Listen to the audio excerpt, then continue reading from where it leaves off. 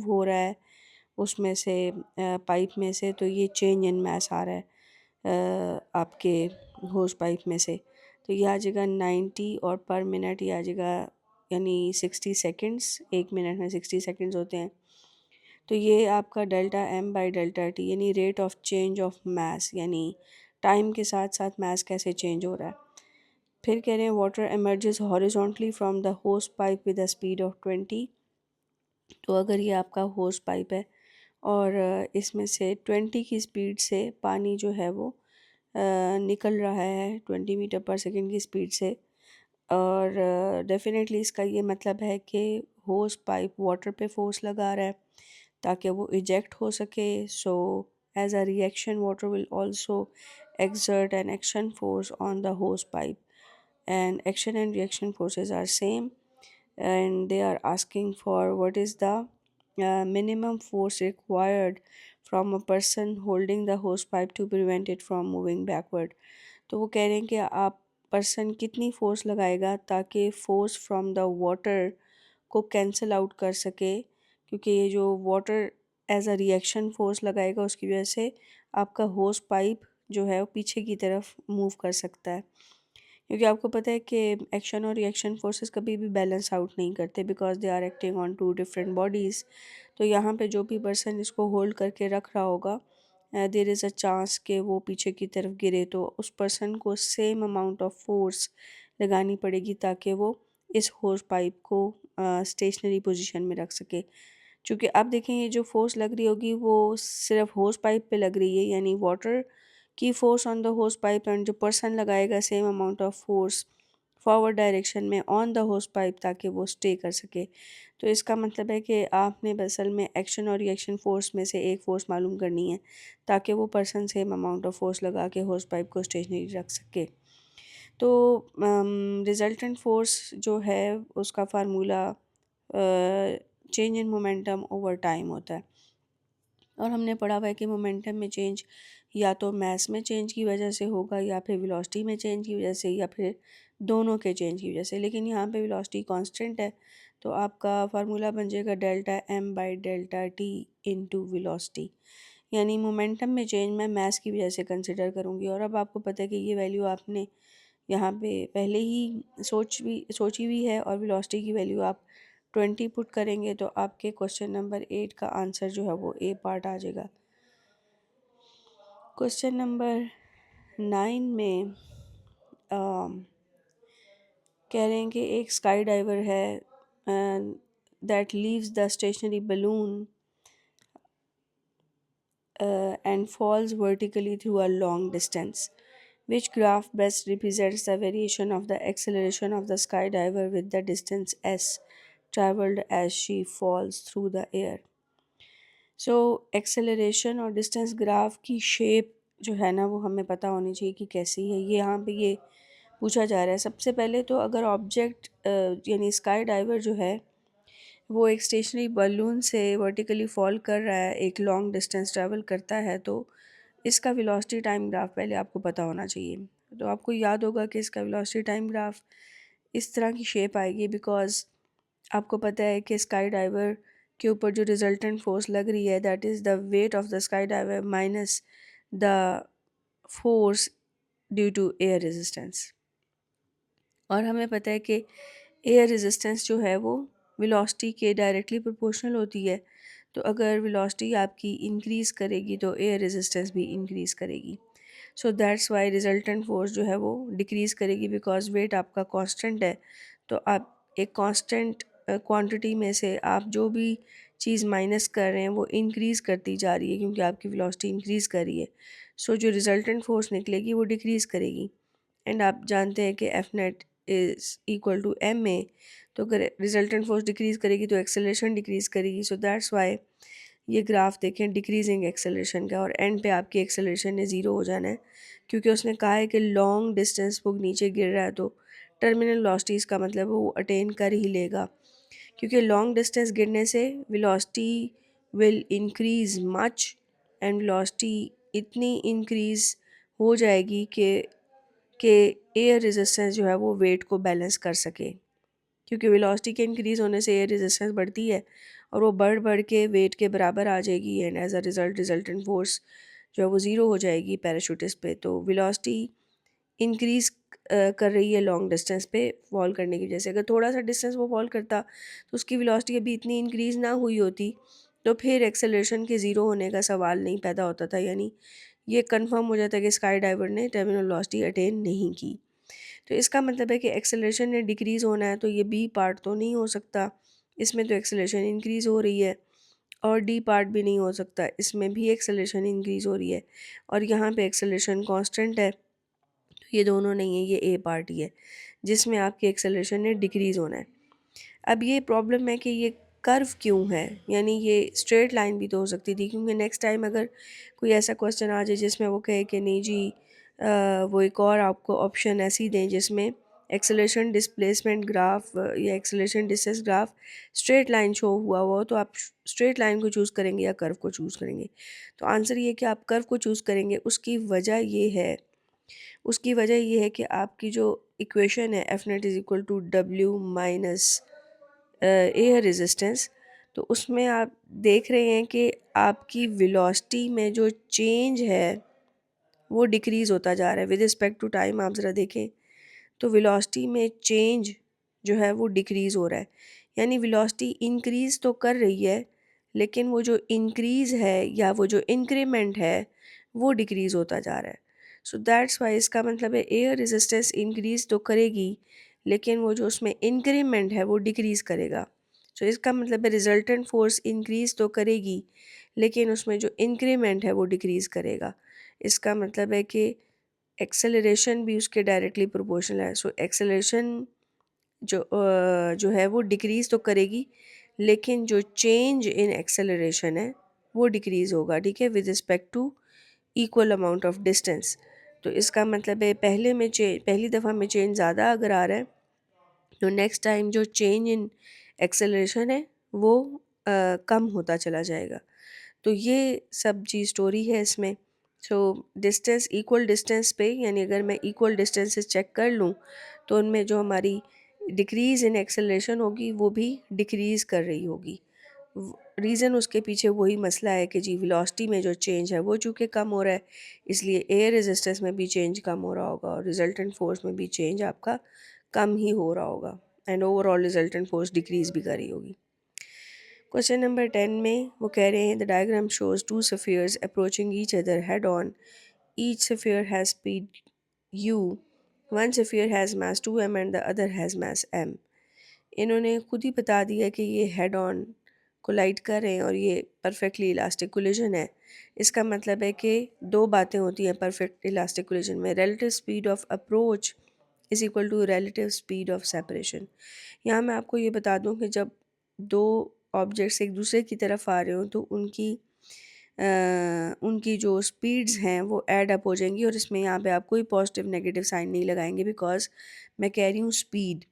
तो स्पीड की कोई डायरेक्शन नहीं होती, वो स्केलर क्वांटिटी है, तो ये आप इनको सीधा सीधा ऐड कर देंगे तो रिलेटिव स्पीड ऑफ अप्रोच जो है वो बेसिकली आपकी 2u निकल आएगी। तो ये फॉर श्योर हो गया हमारे पास कि जब ऑब्जेक्ट्स एक दूसरे की तरफ आ रही हूँ तो relative speed of approach add हो जाती है और अगर ऑब्जेक्ट्स एक दूसरे से अवे जा रही हूँ तो फिर वो सेपरेट होना होता है उन्होंने। तो लेकिन चूँकि जो दरमियान वाला जो डिस्टेंस है वो अम, दोनों की दोनों की स्पीड की वजह से इंक्रीज़ हो रहा होता है, इसलिए हम लोग रिलेटिव स्पीड ऑफ सेपरेशन में दोनों की स्पीड्स को ऐड करते हैं कि जो इनके दरमियान का फ़ासला है विद रिस्पेक्ट टू टाइम वो दोनों की स्पीड की वजह से बहुत तेज़ी से इंक्रीज़ होगा, सो इनकी relative speed of separation add होगी। बट अगर ऑब्जेक्ट्स एक ही डायरेक्शन में जा रहे हों तो फिर क्या होगा कि अगर पिछले वाली की स्पीड अगले वाली की स्पीड से ज़्यादा है तो दे विल अप्रोच और इनका जो दरमियानी फ़ासला है वो 20 के फैक्टर से डिक्रीज़ होगा। ठीक है, क्योंकि अगले वाले की स्पीड 80 है, ये वाली स्पीड 80 इसके पास भी है लेकिन इसके पास 20 एक्स्ट्रा है, तो दरमियान वाला फ़ासला 20 मीटर पर सेकंड के हिसाब से कवर हो रहा होगा। तो इसका मतलब है कि ऑब्जेक्ट्स अगर एक ही डायरेक्शन में मूव कर रहे हो तो इनकी रिलेटिव स्पीड ऑफ अप्रोच या सेपरेशन जो है वो सब्ट्रैक्ट होती है। अच्छा, अब हमने देखना है कि कौन सा रिज़ल्ट जो है वो इनमें से, यानी कि after the collision, elastic collision को रिप्रेजेंट कर रहा होगा। तो इसका मतलब है कि अगर मैं ये देखूं तो ये u/3, ये relative speed of approach add हो जाएगी, सॉरी सेपरेशन ऐड हो जाएगी। तो u/3 प्लस 5u/3 जो है आप कर सकते हैं। तो ये 3 इसमें वो आ जाएगा LCM, and u plus 5u यानी ये 6u/3। तो इसका मतलब है 2u इसका आंसर है। तो ये ए पार्ट है। आप बाकी भी ट्राई करके देख लें। स्पेसिफ़िकली मैं ये इसके बारे में ज़रूर बात करूँगी कि ये जो डी ऑप्शन है इसमें ये स्टिकी कोलिजन का केस है, और स्टिकी कोलिजन आपको पता ही है कि ये इनइलास्टिक होती है। और वैसे बता दूं कि अगर दे आर स्टिक टुगेदर, तो इनकी रिलेटिव स्पीड ऑफ सेपरेशन क्या करेंगे आप, एक ही डायरेक्शन में है तो सब्ट्रैक्ट होगी, और दोनों की स्पीड सेम है तो u/3 माइनस u/3, तो relative speed of separation zero होगी। तो आप देख सकते हैं कि वो आपका जो लॉ है वो फुलफ़िल नहीं हो रहा कि दोनों स्पीड्स को बराबर होना चाहिए। तो इसका मतलब है D is not the case, जिसमें आफ्टर द कोलिजन वो कह रहे हैं कि they will stick together and move along. तो यहाँ पे फिर ये बाकी भी आप ट्राई कर लें तो देखेंगे कि वो आंसर नहीं आएगा, यानी 2u की वैल्यू नहीं आएगी। क्वेश्चन नंबर 11 में ये कह रहे हैं कि a spherical object falls through water at a constant speed. अगर कांस्टेंट स्पीड है तो डेफिनेटली रिजल्टेंट फोर्स ज़ीरो होगी। रिजल्टेंट फोर्स ज़ीरो का मतलब है कि अपवर्ड फोर्सेस को ऐड करें तो वो डाउनवर्ड फोर्स के बराबर होंगी। तो ये कह रहे हैं कि कौन सी डायग्राम ये शो करती है कि 3 forces are acting to the scale, और वो करेक्ट हैं। तो अगर आप देखेंगे आप इस फोर्स को इस फोर्स में ऐड करें तो ये इसके इक्वल नहीं बन रहा, तो सी पार्ट नहीं हो सकता। इसी तरह इस फोर्स को इस फोर्स में हेड टू टेल से ऐड करें तो वो भी इसके इक्वल नहीं बन रहा, जबकि आपको तो रिजल्टेंट फोर्स ज़ीरो चाहिए, यानी अपवर्ड फोर्सेस को डाउनवर्ड फोर्स के साथ बैलेंस करना चाहिए। तो अगर आप इसको, इस वाले वेक्टर को इसके हेड पे बना लें तो ये देखें ये इसकी जो लेंथ है, टोटल लेंथ इससे ज़्यादा हो जाती है, तो ये भी नहीं हो सकता। हाँ, अलबत्ता आप इसमें इसके ऊपर ऐड करें हेड टू टेल से तो ये देखें ये वाला जो वेक्टर है इसका साइज़ और इसका साइज़ इक्वल है। सो ये बी पार्ट है, क्योंकि यहाँ पे फोर्सेस बैलेंस हो रही हैं। क्वेश्चन नंबर 12 में कह रहे हैं two forces act as a couple, which statement about the two forces must not be correct. इनमें से कौन सा इनकरेक्ट होगा। तो टॉर्क ऑफ अ कपल के 5 जो है ना वो इम्पॉर्टेंट पॉइंट्स हैं, जिसमें आप जानते हैं कि two forces are equal in magnitude and opposite in direction. Equal in magnitude and opposite in direction. और ये है कि they must be parallel to each other, they are parallel to each other.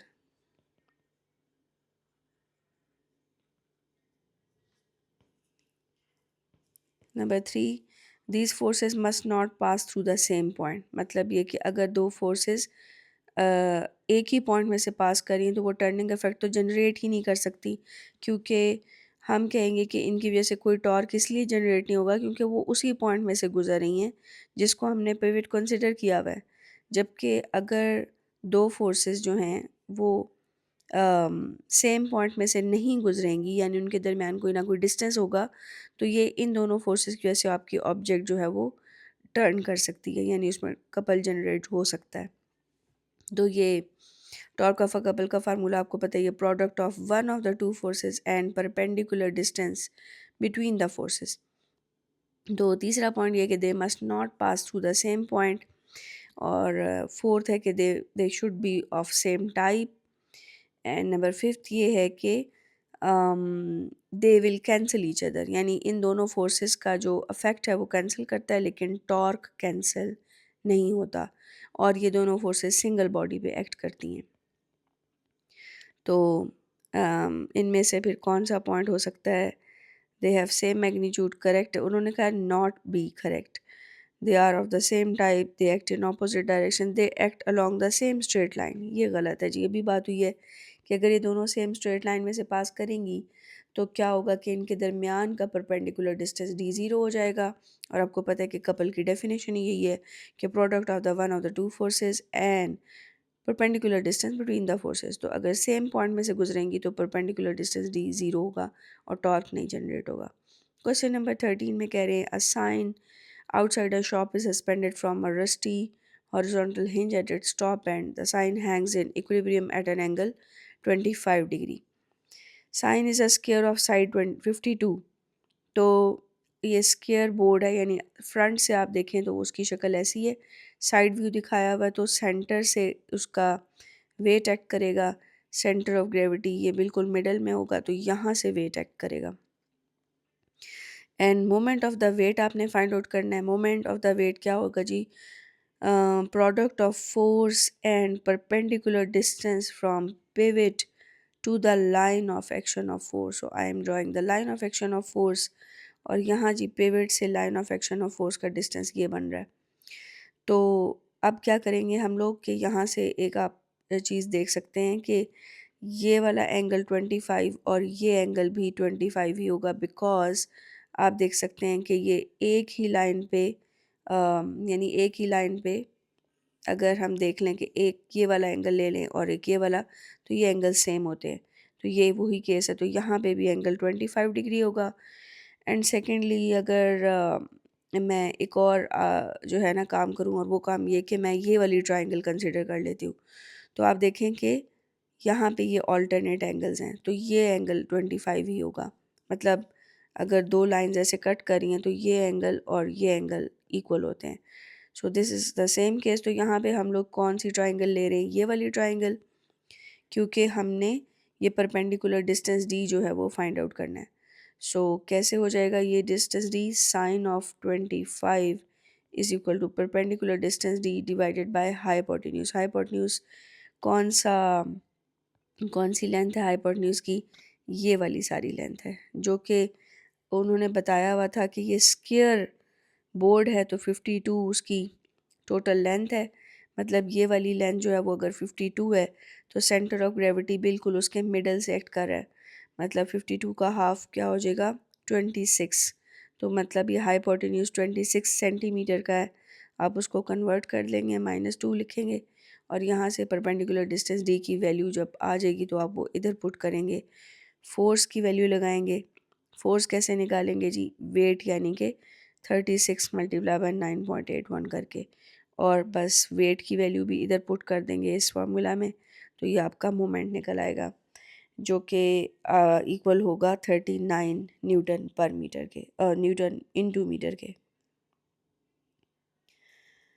Question number 14 में ये लोग कह रहे हैं कि एक यूनिफॉर्म रॉड है जिसकी लेंथ 200 सेंटीमीटर है and that is freely pivoted at point P point पे रॉड पिवेटेड है। Rod is held horizontally in equilibrium by a 60 newton load that is attach to the rod by a string passing over a frictionless पुली।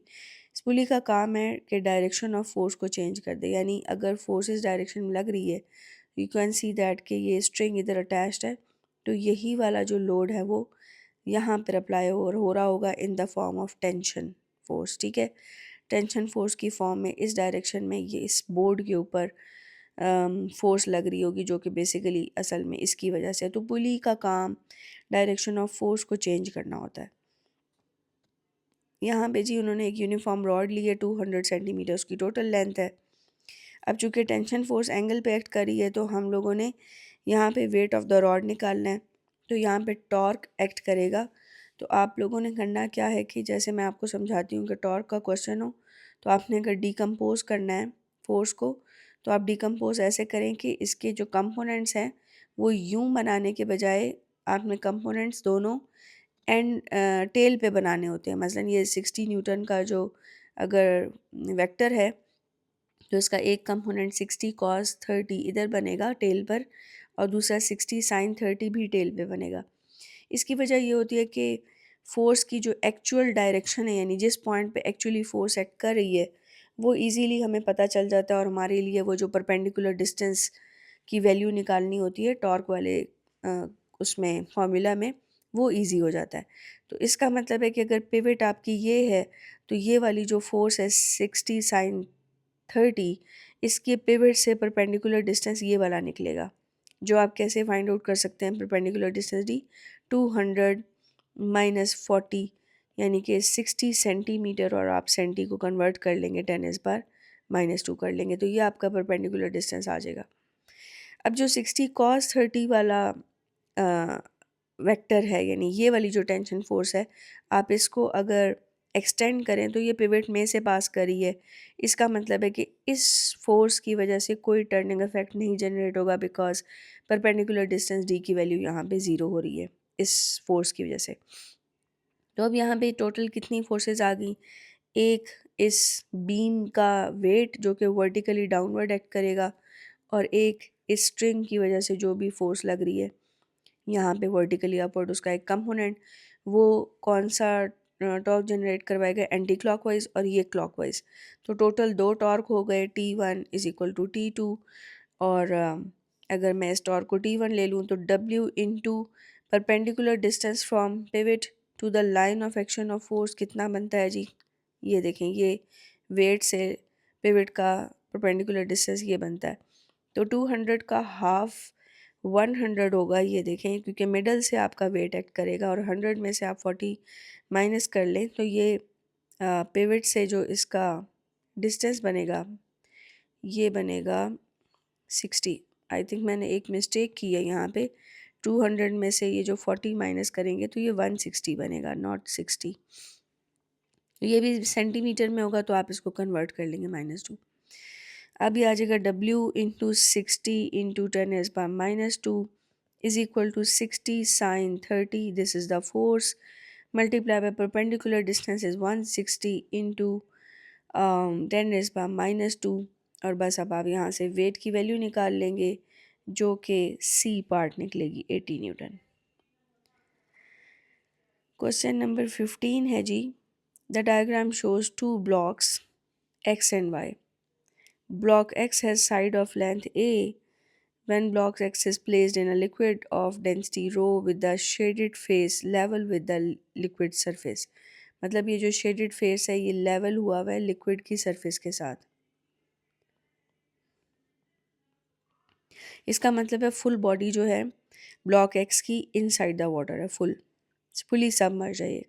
उसके बाद कह रहे हैं कि rho density जो है वो उसकी रो है with the shaded face level with surface liquid surface it experience in an upthrust u।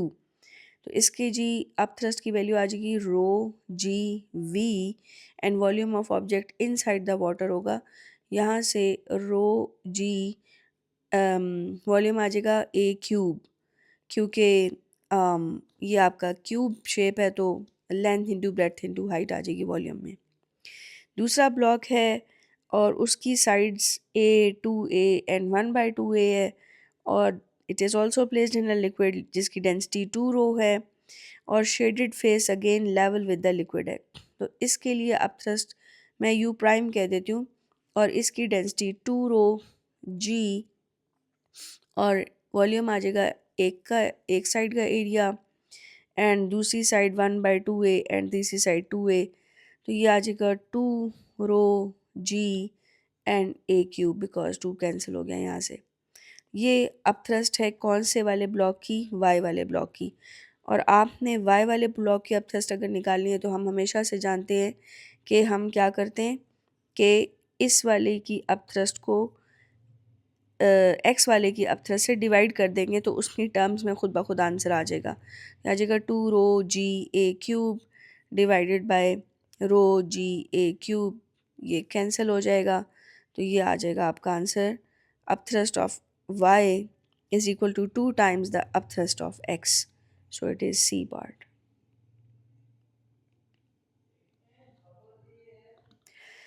Question number 16 में वो कह रहे हैं कि आपने work done by the gas निकालना है on the atmosphere when gas is heated and expands to a volume 6 centimetre. 2 centimetre cube से 6 सेंटीमीटर हो गया। बाय द वे ये जो वर्क डन होगा जब गैस एक्सपैंड करती है तो वो नेगेटिव होता है।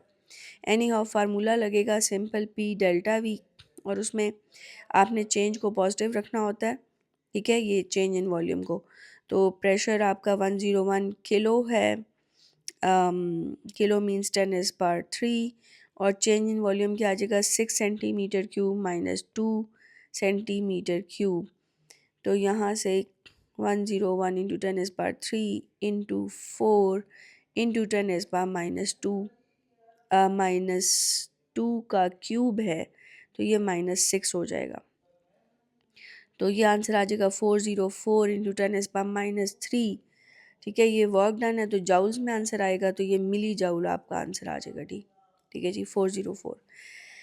तो वैसे ये नेगेटिव वैल्यू बनेगी। ठीक है, यहाँ तो इन्होंने कोई भी वैल्यू नेगेटिव में नहीं दी हुई, लेकिन याद रखेंगे वॉल्यूम जब एक्सपैंड होता है तो work done by the gas होगा, तो that would be considered as negative. But आप वैसे इस चेंज को पॉजिटिव रखते हैं तो आप हायर वैल्यू में से लोअर वैल्यू निकालेंगे। इसमें कह रहे हैं कि mechanical device does useful work done at a rate of X and waste energy at a rate of Y. तो ये यूज़फुल वर्क डन है और ये वेस्ट एनर्जी है, तो आपको पता है कि इनपुट जो होती है वो यूज़फुल आउटपुट प्लस वेस्ट के इक्वल होती है। तो इसका मतलब है कि जब आप एफिशिएंसी का फार्मूला निकालेंगे तो वो क्या होगा, useful output divided by input, और यूज़फुल आउटपुट उसने एक्स बताया है और इनपुट जो है वो एक्स प्लस वाई सम हो जाएगा इन दोनों का। ठीक है जी, इस वाले फार्मूले से। तो ये सी पार्ट होगा। क्वेश्चन नंबर 18 में कह रहे हैं a car has a kinetic energy of 240 kilo joule. तो कार पी है जिसकी काइनेटिक एनर्जी ऑफ पी जो है वो 240 किलो जाउल है। आगे कह रहे car Q has half the mass, और जो कार क्यू है उसकी काइनेटिक एनर्जी, उसका मास हाफ है और स्पीड जो है वो ट्वाइस है। What is the kinetic energy of the car Q, आपने इसकी काइनेटिक एनर्जी निकालनी है। ओके, अब हम लोगों ने करना ये है कि इसको ज़रा थोड़ा सा सॉल्व कर लें। m/2 एंड 4v², यहाँ से ये कैंसिल हो गया। ठीक है, तो ये आ गया mv²। इसका मतलब है कि kinetic energy of the car Q जो आपकी निकली है, kinetic energy of the car Q mv² निकली है, और kinetic energy of the car p is 240 kilo joules है। और आंसर जो है अब वो निकालने के लिए मुझे इसकी एनर्जी को भी उसमें mv² की टर्म्स में लिखना पड़ेगा, ताकि मैं इसकी वैल्यू को उधर पुट कर सकूँ तो मेरे पास आंसर आए। तो mv² is equal to 2 times the 240 kilo joule. ये देखें, ये mv² की वैल्यू आ गई। अगर मैं इसको प्लग इन करूँ तो ये 2 टाइम्स द 240 आता है, तो सी पार्ट बनेगा, यानी क्यू कार की जो काइनेटिक एनर्जी होगी वो mv² के इक्वल थी, पी की काइनेटिक एनर्जी इसके इक्वल थी। ठीक है, और मैंने पी की काइनेटिक एनर्जी के लिए फार्मूला लिखा और mv² की वैल्यू निकाल ली और उसको इधर प्लग किया, तो वो 480 आंसर आ गया। ठीक है जी, ये हमने Q की काइनेटिक एनर्जी को पहले वैल्यूज़ जो थी वो गिवन वैल्यूज़ उसकी प्लग इन की थी और mv² हमारा Q निकला था, और उसके बाद फिर हमने P की काइनेटिक एनर्जी के साथ उसको जो है ना सॉर्ट आउट कर लिया। तो मैं ये अरेज इसलिए करी हूँ कि निचले वाला जो क्वेश्चन है उसकी वर्किंग के लिए हमारे पास थोड़ी सी जगह बच जाए। ओके, इस क्वेश्चन में कह रहे हैं a water pump is driven by an engine. Okay, एक वाटर पंप है जिसको आप इंजन से ड्राइव कर रहे हैं। ठीक है जी, यानी आप इंजन यूज़ कर रहे हैं उसको ड्राइव करने के लिए। तो इसका मतलब है मुझे ये बनाना चाहिए कि ये इंजन है जो आपके पंप को ड्राइव कर रहा है। The pump raises a volume of 0.5 metre cube of water. अब ये पंप क्या करता है, 0.5 मीटर क्यूब वाटर को रेज करता है 1 मिनट के अंदर 30 मीटर की डेप्थ से राइज करवा देता है। ठीक है जी, यानी यहाँ पे आपका पानी पंप की वजह से पहुँच गया है। उसके बाद एफिशिएंसी जो है वो पंप की 70% है। अब पंप की एफिशिएंसी का मतलब है कि पंप को कोई इनपुट दी जा रही है, ठीक है, और पंप जो है वो आपको आउटपुट प्रोवाइड कर रहा है और उसकी एफिशिएंसी पंप की बात हो रही है, पंप की efficiency will be equal to power output, क्योंकि पावर का काम मुझे करना पड़ेगा क्योंकि टाइम के बारे में मेंशन किया हुआ है, तो पावर ही का हिसाब लगाएंगे हम। Power output over power input multiply by 100। यहाँ पे पंप की एफिशिएंसी 70% बताई है उन्होंने, इज़ इक्वल टू सॉरी 70% है तो ये हम उसको उसी तरह ही लिखेंगे, is equal to power output. Pump की पावर आउटपुट किस फॉर्म में है जी? ग्रेविटेशनल पोटेंशियल एनर्जी की फॉर्म में, क्योंकि पंप ने वाटर को रेज किया है और ये वर्क डन किया है उसने, तो ये पावर आउटपुट आ जाएगी mgh over time divided by input power of the pump multiply by 100। Density water की दी हुई है and they are asking for the useful output power from the engine. अब मसला ये है कि इंजन को आप कौन सी एनर्जी दे रहे होंगे, कोई ना कोई इंजन को चलाने के लिए इनपुट एनर्जी दे रहे होंगे, और इंजन की जो आउटपुट है वो बेसिकली आपके पंप के लिए इनपुट है, आपके पंप के लिए वो इनपुट का काम करिए क्योंकि इंजन जो है वो पंप को चला रहा है। तो यहाँ पे बेसिकली आपने, अगर उसने कहा है कि आउटपुट पावर ऑफ इंजन निकाले, तो असल में वो आपकी इनपुट पावर ऑफ पंप आपको निकालनी है असल में। तो इसका मतलब फार्मूला यही यूज़ होगा, बस आपने ये फाइंड आउट करना है। अब आपको mgh का फार्मूला लगाना है। हाइट आपको पता है 30 है, g की वैल्यू 9.8 है, टाइम 1 मिनट है, तो ये 60 सेकेंड हो जाएगा, लेकिन मैस का इशू है। तो आप फार्मूला लगाएंगे density is equal to mass over volume. Volume of water भी गिवन है आपको, डेंसिटी भी गिवन है वाटर की, तो मैस आपका आ जाएगा, यानी density multiplied by volume of water. बस ये सब चीज़ें आपने लगानी और इनपुट पावर आपकी आ जाएगी, और इनपुट पावर आपकी होगी 3.5 किलो वाट। आपने बाकी जो चीज़ें हैं यानी उनके नंबर्स, उनकी कैलकुलेशन, उसका बस ध्यान करना है।